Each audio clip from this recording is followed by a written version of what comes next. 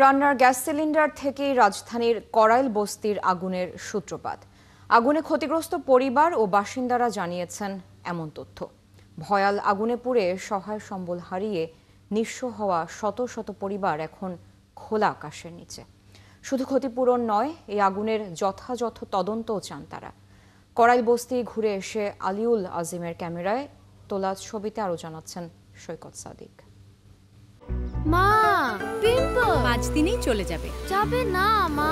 যাক, নিমের 5 অংশের পাওয়ারে 5 দিনেই দূর হবে পিম্পল। হিমালয়া পিউরিফাইং নিম ফেস ওয়াশ।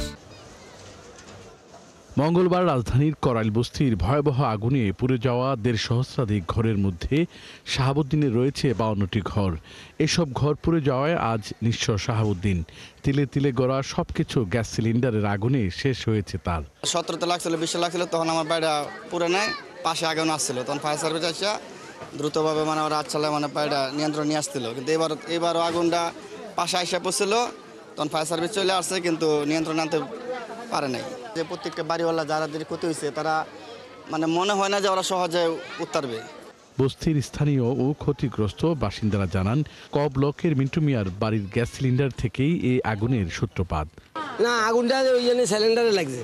গ্যাস সিলিন্ডারে আগুন লাগছে, তখন মেয়ে নিয়ে জুতা না নিয়ে বের হয়ে গেছে ছেলে স্কুলে। আগুনে ক্ষয়ক্ষতির পরিমাণ ও ক্ষতিগ্রস্তদের তালিকা তৈরিতে ব্যস্ত সময় পার করছে সরকারি বেসরকারি সংস্থা। কিচ্ছুই পারিনি, খালি পরনে কাপড় আছে, আর কিচ্ছু নাই। টাকা কিছু আসলো, আমার ঘর ফুরানো গেছিল, আমি ঠিক করবো, 2.5 লাখ টাকা আমার সব শেষ। আমার সব কিছুই পুরো নিঃস্ব হয়ে গেছে। আমি এখন আমার পরনের কাপড় ছাড়া আমার আর কিছুই নেই। তবে আগুনের সূত্রপাত নিয়ে মিন্টু মিয়ার পরিবার কিংবা স্বজনদের থেকে কোনো সদুত্তর পাওয়া যায়নি। দুর্ঘটনা হইতেই পারে।